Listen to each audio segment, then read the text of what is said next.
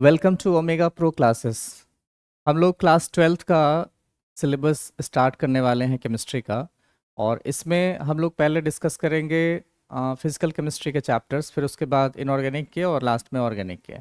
और main purpose ये होगा कि आपका क्विक रिवीजन करवाया जाए। क्विक रिवीजन इसलिए क्योंकि एग्ज़ाम्स नज़दीक हैं, सारे एग्ज़ाम्स नज़दीक हैं, बोर्ड एग्ज़ाम्स भी और कॉम्पिटिटिव भी, नीट भी और जेई भी। तो एक तरह का वन शॉट वीडियो होगा ये, और वन शॉट वीडियो में पहले सिलेबस को कंप्लीट करेंगे और फिर उसके बाद क्वेश्चंस पे हम लोग फोकस करेंगे। प्रीवियस ईयर्स क्वेश्चन पेपर, कुछ important question paper for both the exams, NEET, JEE as well as boards. तो अभी स्टार्ट करेंगे हम लोग 12th क्लास का पहला चैप्टर सॉल्यूशन। सॉल्यूशन में हम लोगों के पास मेनली क्या है कि आर्ट्स में जो बांट के पढ़ेंगे, तो फर्स्ट टॉपिक हम लोगों का होगा दैट इज़ कंसंट्रेशन। और कंसंट्रेशन वाला ये टॉपिक जो है सो अपने पास 11th के मोल कॉन्सेप्ट में भी होता है कि कंसंट्रेशन के कितने मेथड्स हैं जिससे हम लोग सॉल्यूशन के कंसंट्रेशन को एक्सप्रेस करेंगे। ये पढ़ना ज़रूरी है। और सेकेंड पार्ट जो इसमें आता है that is colligative properties. Second अपने पास होता है कॉलिगेटिव प्रॉपर्टीज़। तो कॉलिगेटिव प्रॉपर्टीज़ एंड कंसंट्रेशन दोनों हमेशा एक दूसरे से रिलेटेड होगा, बिकॉज एक पार्ट इक्वेशन जब भी हम लोग लिखेंगे कॉलिगेटिव प्रॉपर्टीज़ का, तो एक इक्वेशन में लेफ्ट साइड में होगा अपने पास कॉलिगेटिव प्रॉपर्टी का value, and right side of the equation contain करेगा कंसंट्रेशन का कोई एक टर्म। कभी मोलरिटी होगा, कभी मोलैलिटी होगा, और कभी मोल फ्रैक्शन होगा। तो इस वजह से पहले हम लोग कंसंट्रेशन को कंप्लीट करेंगे और कंसंट्रेशन के बाद हम लोग डिस्कस करेंगे कॉलिगेटिव प्रॉपर्टीज, और फिर दोनों के बीच में जो रिलेशन है उसको एक्सप्लेन करेंगे। तो अभी स्टार्ट करेंगे हम लोग अपना कंसंट्रेशन का जो मेथड है उसको। मेथड्स पहले हम लोग लिखेंगे मेथड्स टू एक्सप्रेस कंसंट्रेशन।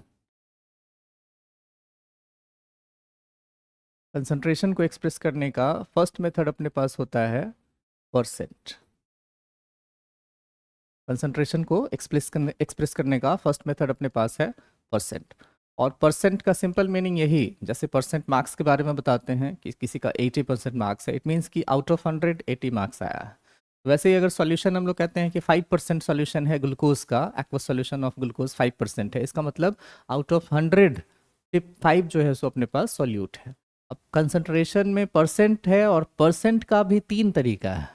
तो परसेंट का जो थ्री मेथड्स है उसको अगर हम लोग यहाँ पे पॉइंट आउट करें, तो परसेंट एक हम लोग लिखेंगे W/W।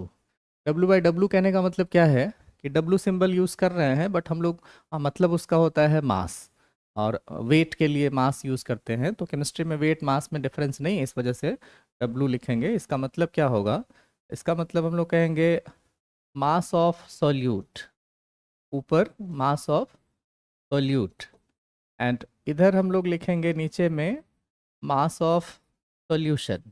पूरा पूरा सॉल्यूट प्लस सॉल्वेंट दोनों मिला करके मास ऑफ सॉल्यूशन इनटू में 100 रहेगा। तो ये परसेंट हम लोगों को मिलेगा W/W। सेकेंड मेथड जो परसेंट का है वो होता है W/V।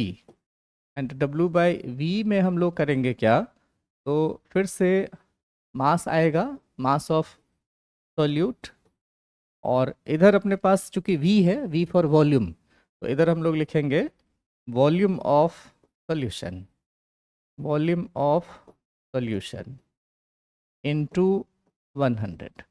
तो ये परसेंट W/V के लिए एक्सप्रेशन आएगा। थर्ड एक्सप्रेशन हम लोगों के पास आता है V/V। V/V जैसा कि टर्म से ही दिख रहा है कि वॉल्यूम बाय वॉल्यूम, दोनों जगह पे वॉल्यूम लिखेंगे।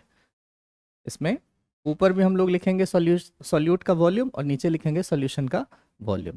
तो इसका एक्सप्रेशन लिखते हैं volume of solute by volume of solution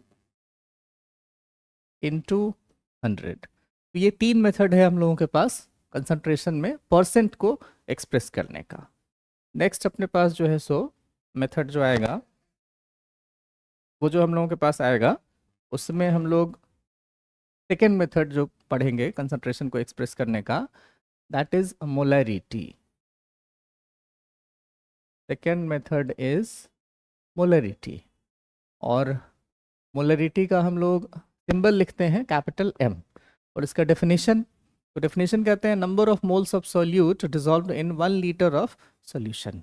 इस बात को लिख लें, ये होता है number of moles of solute in 1 litre of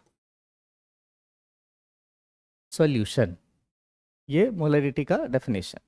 और इसके लिए मैथमेटिकली अगर हम लोग लिखना चाहें तो मोलरिटी लिखेंगे W/M इंटू 1000/V। और ये जो एक्सप्रेशन अपने पास है इसमें टर्म्स का क्या क्या मतलब है, तो W हम लोग कहेंगे मास ऑफ सॉल्यूट, W होता है मास ऑफ सॉल्यूट, M होता है कैपिटल M जो है that is molar mass of solute, और जो कैपिटल V लिखा हुआ है वो है volume of solution in millilitre. चूंकि हम लोगों ने 1000 से मल्टीप्लाई कर दिया, इसका मतलब क्या है कि वॉल्यूम को लीटर में नहीं लेना है, मिलीलीटर में लेना है।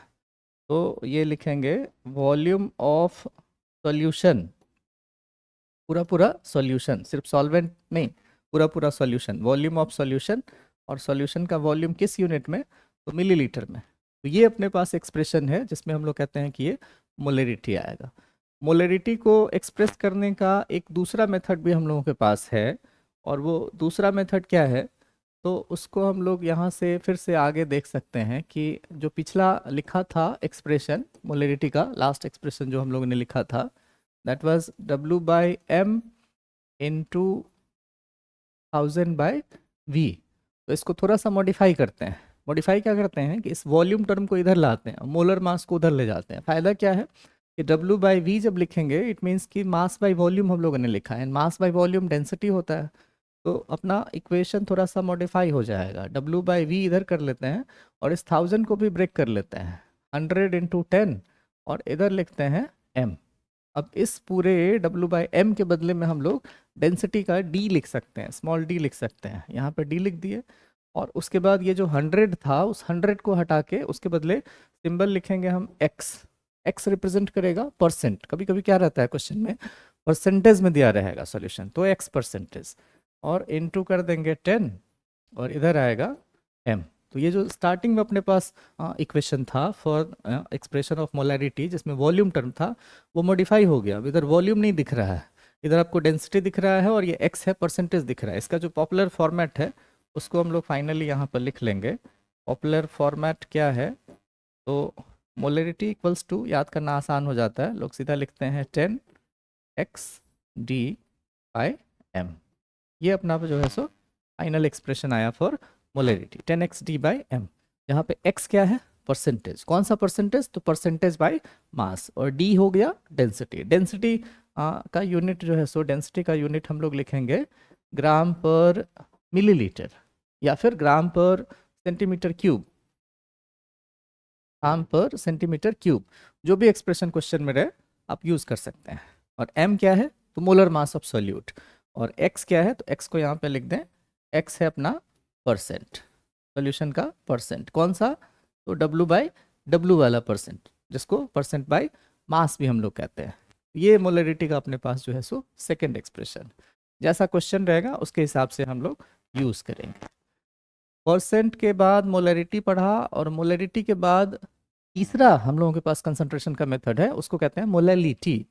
तो यहाँ पे मोलैलिटी हम लिख रहे हैं, और आप ध्यान दे सकते हैं कि मोलैलिटी का जो वर्ड है, मतलब कि जो पहला अल्फ़ाबेट है वो स्मॉल से लिखा, ताकि आपको याद रहे कि इसका जो सिंबल है वो हम लोग स्मॉल m यूज़ करते हैं। और ये होता क्या है, number of moles of solute dissolved in 1 kg of solvent. Careful रहना है, यहाँ पे number of moles of solute है जैसा कि मोलरिटी में था, बट मोलरिटी में अपने पास क्या था, तो number of moles of solute dissolve in 1 litre of solution.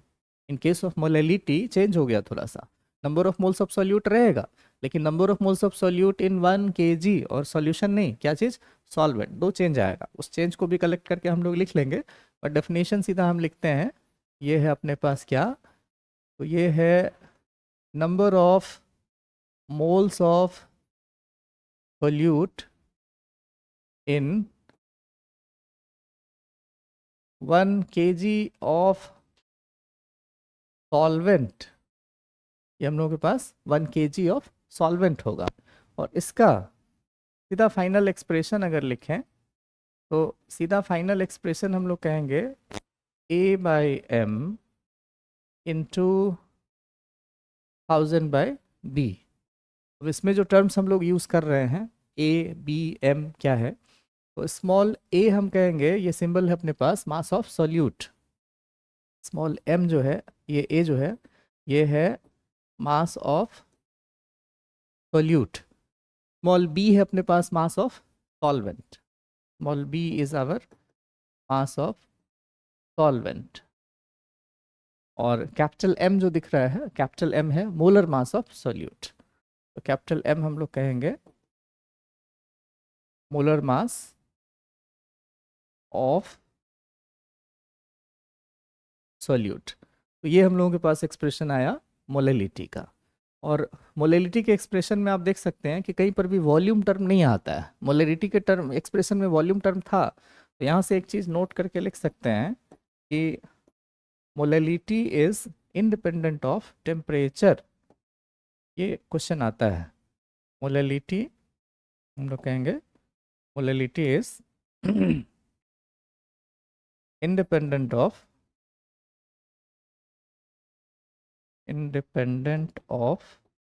Change in temperature.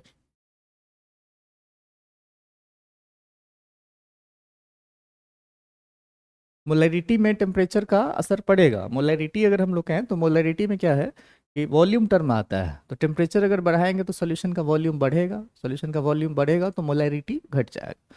But molality independent है, और यही वजह है कि मोलैलिटी को भी पढ़ना पड़ता है। नहीं तो लोगों को लगता है कि कंसंट्रेशन का इतना सारा मेथड पढ़ने का क्या ज़रूरत है।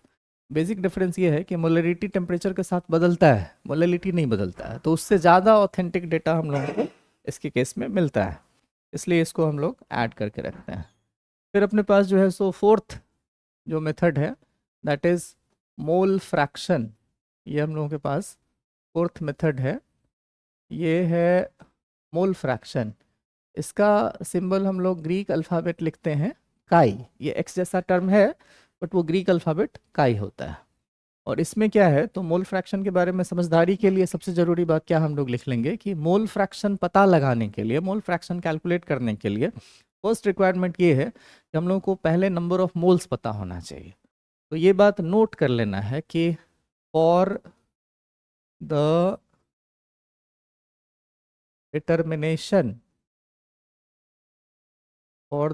Determination of mole fraction, simple हम का यूज़ करेंगे, फर्स्ट we should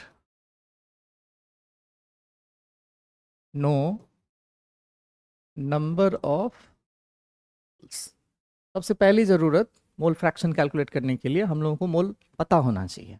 और क्वेश्चंस में क्या रहता है, अपने पास मोल नहीं दिया रहता, मास दिया रहता है। तो मास को मोलर मास से डिवाइड करेंगे, मोल निकलेगा, और उसके बाद मोल फ्रैक्शन करेंगे। तो मान लेते हैं हम लोग बाइनरी सॉल्यूशन पे बात करते हैं। बाइनरी सॉल्यूशन कहने का मतलब सॉल्यूशन कंटेनिंग ओनली 2 कंपोनेंट्स, जैसे पानी और चीनी का सॉल्यूशन हो, पानी और नमक का सॉल्यूशन हो, यूरिया का और पानी का सॉल्यूशन हो, वो सब बाइनरी सॉल्यूशन। तो इधर हम लोग लिखते हैं सॉल्यूट और इधर लिखते हैं सॉल्वेंट। तो जाहिर सी बात है कि सॉल्यूट का अमाउंट हमेशा क्या रहता है, कम रहता है, और सॉल्वेंट का अमाउंट ज़्यादा रहता है।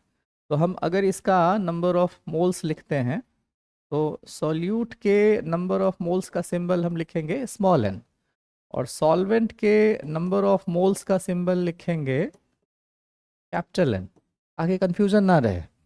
कई कई बुक्स में आपको N1 N2 या Na Nb, तो वहाँ सोचना पड़ता है, यहाँ नहीं सोचना पड़ेगा। चूँकि सॉल्वेंट ज़्यादा अमाउंट में है तो उसके लिए सिंबल यूज़ किया कैपिटल, सॉल्यूट कम अमाउंट में है तो उसके लिए सिंबल यूज़ किया स्मॉल n, इससे कोई दिक्कत नहीं है। अब अगर हम लोगों को मोल फ्रैक्शन चाहिए सॉल्यूट का, तो यहाँ मोल फ्रैक्शन सॉल्यूट में हम लोग क्या करेंगे कि number of moles of solute लिखेंगे ऊपर, और नीचे सॉल्यूट प्लस सॉल्वेंट दोनों के नंबर ऑफ मोल्स को ऐड करके लिखेंगे। ये एक्सप्रेशन मोल फ्रैक्शन सॉल्यूट दे देगा। एंड अगर हम लोगों को मोल फ्रैक्शन चाहिए सॉल्वेंट का, तो बस अंतर क्या करना है, ऊपर अंतर करना है। मोल फ्रैक्शन ऑफ सॉल्वेंट चाहिए तो सॉल्वेंट का नंबर ऑफ मोल्स ऊपर लिखेंगे और नीचे टोटल नंबर ऑफ मोल्स फिर से लिख देंगे।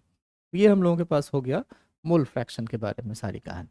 इन सबों से रिलेटेड न्यूमेरिकल का वीडियो अलग होगा। यहाँ पे अभी हम लोग लगातार थ्योरी पे बात कर रहे हैं। कंसंट्रेशन का जो अगला मेथड अपने पास है दैट इज पार्ट्स पर मिलियन। पार्ट्स पर मिलियन, शॉर्ट में इसको लिखते हैं ppm। और ये पार्ट्स पर मिलियन कब इस्तेमाल करते हैं, जब किसी सॉल्यूट का अमाउंट बहुत कम हो। जैसे पॉल्यूशन वाला सर्टिफिकेट आप अपने व्हीकल्स का चेक करेंगे, उसमें देखेंगे कार्बन मोनोऑक्साइड, मीथेन और अदर जो गैसेस पॉल्यूशन वाले होंगे उन सबों का अमाउंट उसमें परसेंट में नहीं रहेगा। परसेंट में लिखेंगे तो डेसिमल के बाद 2-3 जीरो लिखना पड़ेगा, फिर उसके बाद वो नंबर आएगा। तो उस नंबर से बचने के लिए डेसिमल वगैरह तो उसको लोग ppm में कन्वर्ट करके बताते हैं। वैल्यू ऐसा ही है जैसा कि परसेंट में होता है, लेकिन थोड़ा सा अलग है, पार्ट्स पर मिलियन। और मिलियन का 1 मिलियन अगर हम लोग कहें तो इसका मतलब नंबर्स के केस में कितना, तो 10⁶। वैसे एक्सप्रेशन अगर देखें तो ppm के लिए एक्सप्रेशन हम लोगों का क्या रहता है, तो यहाँ लिखेंगे अमाउंट ऑफ सॉल्यूट और इधर लिखेंगे अमाउंट ऑफ सॉल्यूशन इनटू 10⁶। ये पार्ट्स पर मिलियन का एक्सप्रेशन हो जाएगा। अब अगर हम लोग एक एग्जाम्पल लेके बात करें कि मान लेते हैं कि अपने पास कोई सैंपल है पानी का, पीने वाला पानी का कोई सैंपल है जिसमें कि इन्फेक्शन हो गया, मतलब कि इसका कंटामिनेशन हो गया, DDT उसमें आ गया। तो अगर कहते हैं कि पानी में 0.008% DDT है इन वाटर, अगर ऐसा कोई पॉल्यूटेड वाटर अपने पास है जिसमें कि 0.008% DDT है, तो उसमें पार्ट्स पर मिलियन में उसको कैसे एक्सप्रेस करेंगे। तो पार्ट्स पर मिलियन में एक्सप्रेस करने के लिए हम लोग यहाँ पे एक्सप्रेशन यूज़ करेंगे ppm और amount of solute. DDT is our solute, तो उसका वैल्यू है 0.008 एंड सोल्यूशन चूँकि परसेंट दिया है इसका मतलब क्या है, तो टोटल अमाउंट 100 होगा। तो टोटल अमाउंट हम लोग लिखेंगे 100 और इसको इधर इंटू करना है 10⁶ से। अब देख सकते हैं कि यहाँ पे 2 जीरो है, यहाँ का 2 जीरो कैंसिल हो जाएगा। तो हम लोगों के पास जो एक्सप्रेशन आएगा वो 0.008 इंटू 10⁴ आएगा। तो 4 जीरो इसमें है, 3 जीरो इधर कैंसिल करके इसको अगर एक्सप्रेस करें तो आएगा 80 ppm। यहाँ जो अपने पास एक्सप्रेशन था, इस एक्सप्रेशन में पॉइंट के बाद 2 जीरो दिख रहा था, ये नंबर बहुत छोटा सा है। और अगर इसको ppm में करें तो दिखने में थोड़ा अच्छा लगता है कि 80 ppm है, बट है वही, मतलब वही निकल रहा है कि परसेंट में बात करें तो वही है 0.008। तो ऐसे कन्वर्ट हम लोग कर सकते हैं। आप सिंपली ये बात ध्यान में रखेंगे कि अगर हम लोगों के पास कभी परसेंट में कोई वैल्यू x हो, x% हो, और उसको ppm में कन्वर्ट करना हो, तो डायरेक्टली आप उसको 10⁴ इंटू x लिख देंगे, तो आपका परसेंट ppm में कन्वर्ट हो जाएगा। ये परसेंट टू ppm का सीधा रिलेशन है कि x% वैल्यू कुछ भी रहे तो 10⁴ इंटू x कर देंगे, that value will be converted into parts पर मिलियन। एक्सप्रेशन का ये मेथड अपने पास जो है सो 5th मेथड था कंसंट्रेशन को एक्सप्रेस करने का। अगला मेथड हम लोगों के पास आता है नॉर्मेलिटी, और ये नॉर्मेलिटी वाला मेथड जो है सो हम कंसंट्रेशन का अगला मेथड जो हम लोगों के पास है वो है नॉर्मेलिटी। तो ये नॉर्मेलिटी अपने पास आएगा, ये 6 नंबर है कंसंट्रेशन का मेथड। और नॉर्मेलिटी का सिंबल यूज करते हैं capital N। And normality is very important for competitive exams. Competitive exams जैसे जेई है, नीट है, उन सब में नॉर्मेलिटी का क्या है कि उसके मेथड से हम लोगों के पास इक्विवेलेंट का कॉन्सेप्ट डेवलप होता है और तब बड़ी आसानी से क्वेश्चंस को बना सकते हैं। तो नॉर्मलिटी पे अलग सा भी वीडियो आपको मिलेगा, बट अभी हम लोग इसको थोड़ा सा जो है सो बेसिक क्या है उसको समझ लें। ये होता है, it is the number of gram equivalents. It is the number of gram equivalents of solute dissolved in 1 liter of 1 liter of solution. It is the number of gram equivalents of solute dissolved in 1 liter of solution. तो बहुत ज़्यादा molarity से मिलता जुलता expression दिखेगा। जैसे इसका expression अगर लिखें कि नॉर्मलिटी को कैसे पता करेंगे, तो normality equals to W by E into 1000 by V। Molarity में क्या था, यहाँ पे E के बदले में वहाँ पे एक चेंज आपको दिखता था, E के बदले कैपिटल M लिखते थे। वहाँ पे E के बदले कैपिटल M था, एंड कैपिटल M मतलब मोलर मास, और यहाँ पे E का मतलब इक्विवेलेंट मास। W वही है, W का मतलब मास ऑफ सॉल्यूट। तो इसको हम लोग लिख दें W equals to mass of solute, and E is equivalent mass of solute and V is volume of solution, and वो वॉल्यूम सॉल्यूशन का क्या चीज़ में, तो मिलीलीटर में होना चाहिए। तो ये अपने पास नॉर्मलिटी का एक्सप्रेशन है। और ऐसे नॉर्मलिटी को हम लोग अगर देखें तो सीधा कह सकते हैं कि ये क्या है, तो ये है number of gram equivalent by volume. इसकी मदद से हम लोगों को कई बार ना टाइट्रेशन में और बहुत सारा स्टोकियोमेट्री में इसका क्वेश्चन बनाने में आसानी होती है, तो उसको आगे पढ़ेंगे। और ये अपने पास जो कंसंट्रेशन का मेथड था, एनसीईआरटी के अलावा एक मेथड हम लोगों ने पढ़ा नॉर्मलिटी। नॉर्मलिटी कहीं एनसीईआरटी में मेंशन नहीं है, ये कंपटीशन के लिए था इसलिए इसको हम लोगों ने ऐड किया। और अब अपना टारगेट होगा कि जो सोल्यूशन में है आगे उसको पढ़ें। तो सोल्यूशन में आगे हम लोगों के पास क्वालिटेटिव प्रॉपर्टी है, बट उसके पहले हम लोग पढ़ेंगे एक टॉपिक सॉल्युबिलिटी। और सॉल्युबिलिटी हम लोगों को दो चीज़ों का पढ़ना है, solubility of solids and solubility of gases. तो सॉल्युबिलिटी ऑफ सॉलिड में कोई रूल नहीं है, कोई लॉ नहीं आएगा, लेकिन सॉल्युबिलिटी ऑफ गैस में हम लोगों के पास एक रूल आएगा जिसको कहते हैं हेनरीज लॉ। क्या कहते हैं? Henry's law. और ये काफ़ी इंपॉर्टेंट होता है। हेनरीज लॉ अगर देखें तो नीट 2024 में भी क्वेश्चन आया है, और जेई में भी आता है, बोर्ड्स के लिए भी इम्पॉर्टेंट होता है। ये सबसे इम्पॉर्टेंट पार्ट होगा अपना।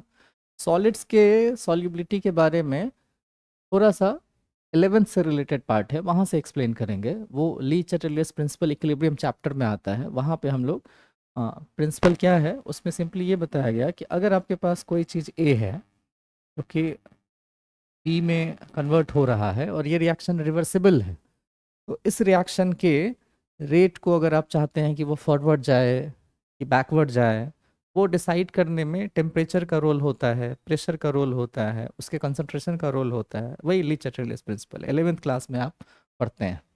तो यहाँ पे सॉलिड के सॉल्युबिलिटी में हम लोगों को ये ख्याल रखना होगा ली चैटलियस प्रिंसिपल का। तो पहले हम लोग सॉलिड्स के सॉल्युबिलिटी को और फिर उसके बाद गैस के सॉल्युबिलिटी को पढ़ेंगे, बट इससे पहले सॉल्युबिलिटी भी थोड़ा जान लेना ज़रूरी है कि सॉल्युबिलिटी क्या है।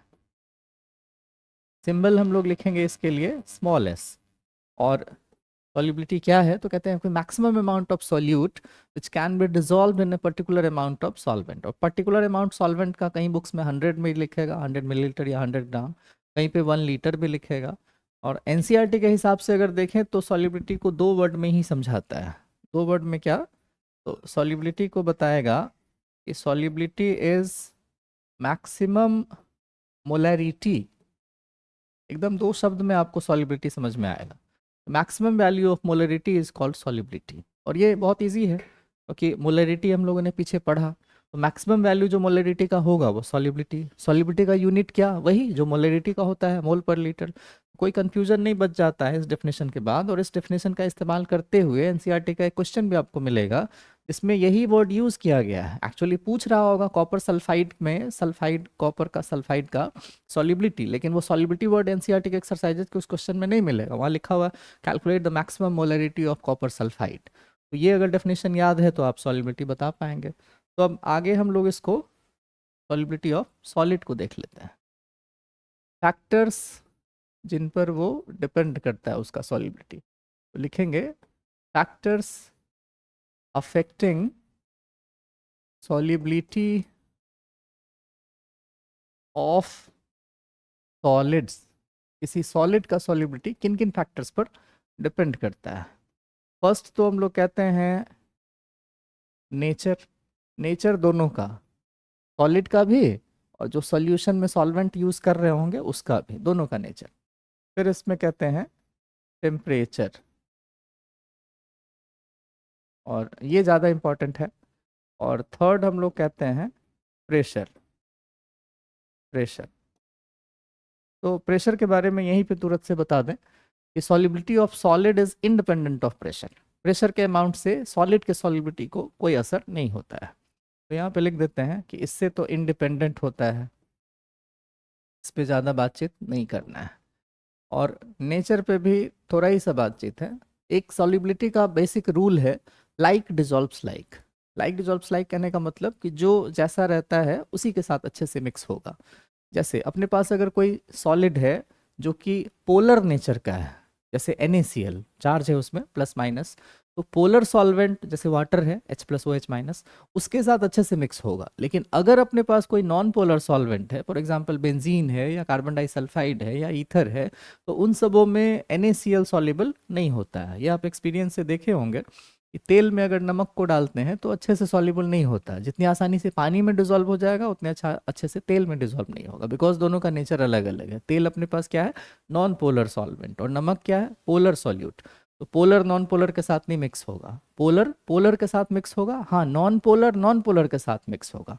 तो अगर कोई नॉन पोलर सॉल्यूट है जैसे बेंजीन है, और उसको अगर हम लोग नॉन पोलर सॉल्वेंट भी देंगे जैसे कि नैप्थलीन है, तो नैप्थलीन और बेंजीन आसानी से मिक्स हो जाएगा, बेंजीन टोल्यूइन आसानी से मिक्स हो जाएगा, एसीटोन इथाइल अल्कोहल आसानी से मिक्स हो जाएगा। तो सॉल्युबिलिटी में सिंपली हम लोग बात करेंगे नेचर में कि यहाँ पे कहते हैं लाइक डिजॉल्व्स लाइक। और इस लाइक डिजॉल्व्स लाइक में क्या, तो पोलर के लिए पोलर सॉल्यूट और नॉन पोलर के लिए नॉन पोलर। टेम्परेचर के बारे में आगे हम लोग डिस्कस करें। टेम्परेचर से रिलेटेड बात ज़्यादा इम्पोर्टेंट है। जैसे हम लोगों के पास क्या है कि ये है वाशिंग सोडा Na2CO3.10H2। हाथ पे आप कोई भी वाशिंग सोडा, वाशिंग पाउडर या डिटर्जेंट लेके देखें, उस पर थोड़ा पानी ऐड करते हैं तो थोड़ा हीट प्रोड्यूस होता हुआ फील होता है, बिकॉज सॉल्युबिलिटी जो इसका है वो एक एक्सोथर्मिक प्रोसेस है। तो अगर अपने पास कोई सॉल्यूट है और उसको सॉल्वेंट में ऐड किया हम लोगों ने, एंड सॉल्यूशन बना, and during the formation of solution heat is being released, तो इस प्रोसेस में क्या है कि अगर हम लोग इसका इक्विलिब्रियम कांस्टेंट लिखें तो इक्विलिब्रियम कांस्टेंट में आपको दिखेगा कि वो हीट पर भी डिपेंड करेगा। और इस प्रोसेस में हीट ऑलरेडी प्रोड्यूस हो रहा है। और इक्विलिब्रियम में ली चाटर्जीस प्रिंसिपल में ये पढ़ते हैं कि अगर इस इक्वेशन में और ज़्यादा बाहर से भी हीट हम लोग दें तो ये बैकवर्ड आएगा। तो अगर कोई सॉल्यूशन बनने का प्रोसेस एक्सोथर्मिक है, जैसा कि ये प्रोसेस है, ये एक्सोथर्मिक प्रोसेस है, और इस एक्सोथर्मिक प्रोसेस को और एक्स्ट्रा सप्लाई ऑफ हीट देंगे तो इसका जो सॉल्यूट है इसका सॉल्युबिलिटी कम हो जाएगा। तो सिंपली ये लिख सकते हैं कि अगर अपने पास सॉल्यूशन का बनना क्या है, एक्सोथर्मिक है, तो एक्सोथर्मिक प्रोसेस में टेम्परेचर को अगर बढ़ा देंगे तो सॉल्युबिलिटी क्या होगा, घट जाएगा। ऐसे सिंबॉलिकली लिखेंगे तो जल्दी आप समझ जाएंगे। एक्सोथर्मिक प्रोसेस है और उसमें अगर टेम्परेचर बढ़ाया जाए तो सॉल्युबिलिटी जो सॉल्यूट का होगा वो क्या हो जाएगा, कम हो जाएगा। तो इसका उल्टा अगर किया जाए कि अगर किसी चीज़ का सॉल्युबिलिटी एंडोथर्मिक प्रोसेस क्रिएट करता हो, जैसे ग्लूकोज, चीनी, इन सबों को पानी में डिजोल्व करवाएं तो वो पानी थोड़ा ठंडा हो जाता है। तो कहते हैं कि वो एंडोथर्मिक प्रोसेस है। और उसको सब लोगों ने देखा होगा, अपना कॉमन एक्सपीरियंस है कि जो मिठाई बनाने में चाशनी यूज़ करते हैं उसमें हम लोग पानी थोड़ा सा लेते हैं और ढेर सारा चीनी, जितना शरबत में हम लोग डिजोल्व करते हैं उससे कई गुना ज़्यादा चीनी उस पानी को गर्म करके उसमें डिजोल्व करा के चाशनी बना लेते हैं। वो जो शुगर सॉल्यूशन है वो सुपर सैचुरेटेड सॉल्यूशन है। वो किस वजह से बन पा रहा है? क्योंकि पानी का चीनी के साथ जो रिएक्शन है वो एंडोथर्मिक है। उसको अगर बाहर से भी हीट मिलेगा तो वो और आगे की तरफ फॉरवर्ड डायरेक्शन में जाएगा, according to Le Chatelier principle. That's why solubility of sugar will increase on increasing temperature, but solubility of washing soda will decrease on increasing the temperature। समझ में आ रहा होगा, लीच-एटलीस प्रिंसिपल अप्लाई हो रहा है। और इसमें अगर हम लोग कहें कि NaCl, एक चीज़ नोट करके रखना है कि NaCl क्या है, कि NaCl पर कुछ खास असर नहीं होता है टेम्परेचर के बढ़ाने का। मतलब solubility of sodium chloride is almost constant by change in temperature. Temperature को चेंज करें, बढ़ाएं, घटाएं, उससे नहीं फर्क पड़ता है। तो सोडियम क्लोराइड के बारे में ध्यान रखना है कि इसका सॉल्युबिलिटी टेम्परेचर बढ़ाने घटाने से नहीं बढ़ता है, वो लगभग इंडिपेंडेंट होता है। इसके बाद हम लोग सॉल्युबिलिटी ऑफ गैस के बारे में बात करेंगे।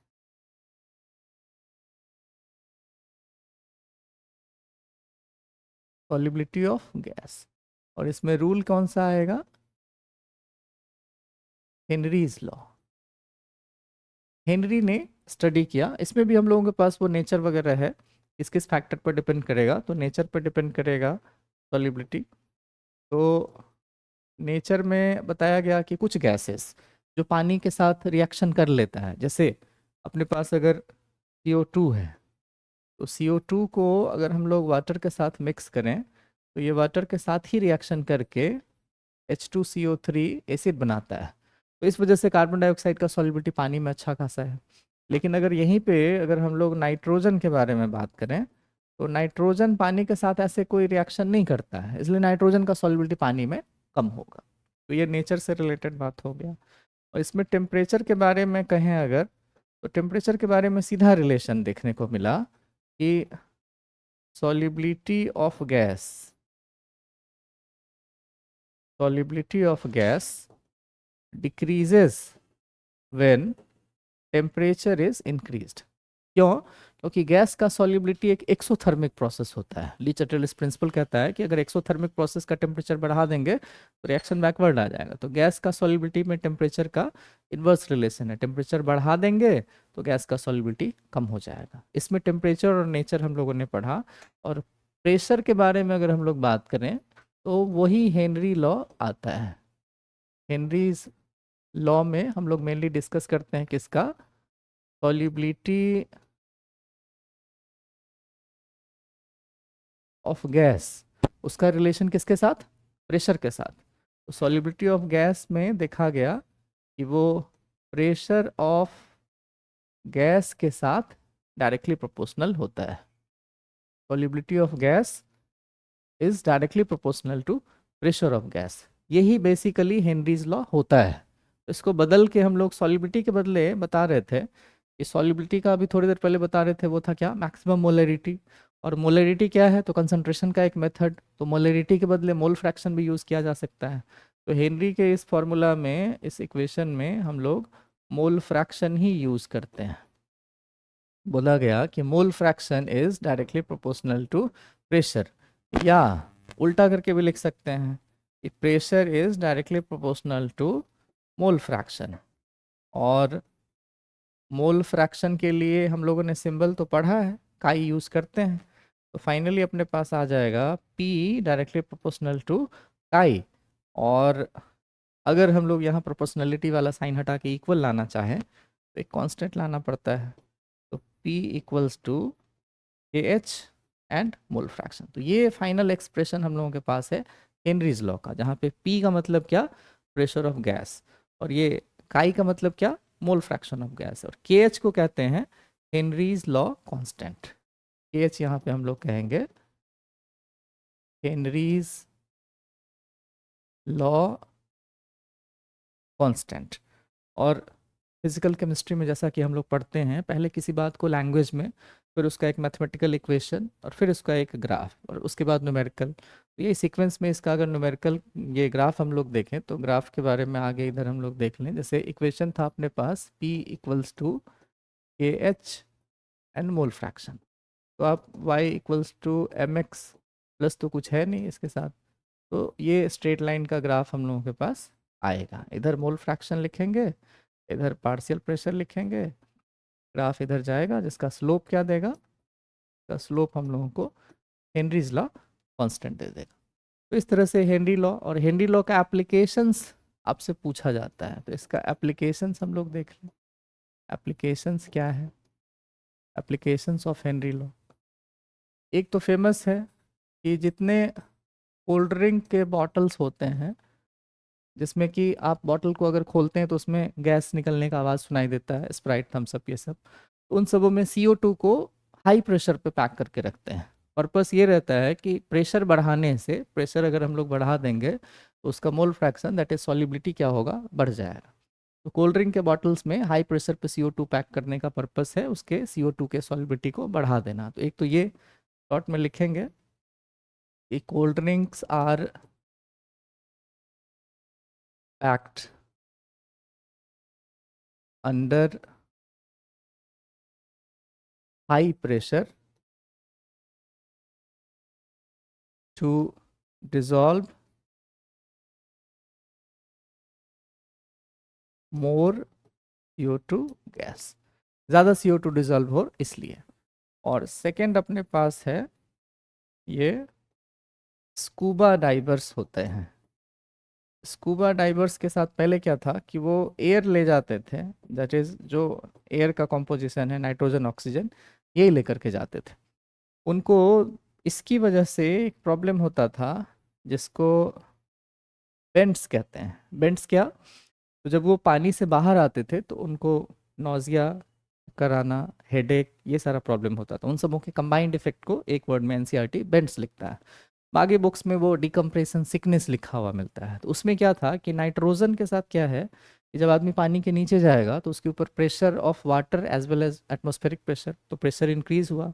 प्रेशर अगर बढ़ाएंगे तो गैस का सॉल्युबिलिटी नाइट्रोजन का पानी में अंदर में ब्लड में क्या होगा, बढ़ जाएगा। वापस से जब आदमी तेजी से पानी से बाहर आएगा तो उसका नाइट्रोजन फिर से बबल्स बन के बाहर आएगा, वो नर्व इम्पल्स को डिस्टर्ब करेगा, ब्लड सर्कुलेशन को डिस्टर्ब करेगा, and all those complexities create Bent's. उससे बचने के लिए क्या करते हैं हम लोग, एक लेस सॉल्युबल गैस इसमें ऐड कर देते हैं। अब इसमें हम लोग क्या करते हैं कि हीलियम को मिला देते हैं। हीलियम लगभग 11% मिला देते हैं, नाइट्रोजन 78 से घटा के लगभग 56 कर देते हैं, और ऑक्सीजन मोर देन 30% रहता है। इसकी वजह से बेंट्स से लोगों को क्या हुआ, छुटकारा मिल गया। तो ये अपने पास हो गया एप्लीकेशंस ऑफ हेनरीज लॉ, और ये इंपॉर्टेंट पार्ट हम लोगों ने कवर कर लिया है। अब अगले वीडियो में आपको कॉलिगेटिव प्रॉपर्टीज़ के बारे में मिलेगा सारा, उसमें जो है सो चारों कॉलिगेटिव प्रॉपर्टीज़ हम लोग डिस्कस करेंगे। तो इस वीडियो को आपने अगर पसंद किया तो इसको लाइक कर देंगे, अपने दोस्तों के साथ शेयर कर देंगे, और अगर आप चाहते हैं कि कंटिन्यूसली वीडियो आपको तुरंत से मिले तो बेल आइकन को प्रेस कर दीजिएगा, तुरंत से नोटिफिकेशन आएगा वीडियो नया अपलोड होगा तो। Thank you.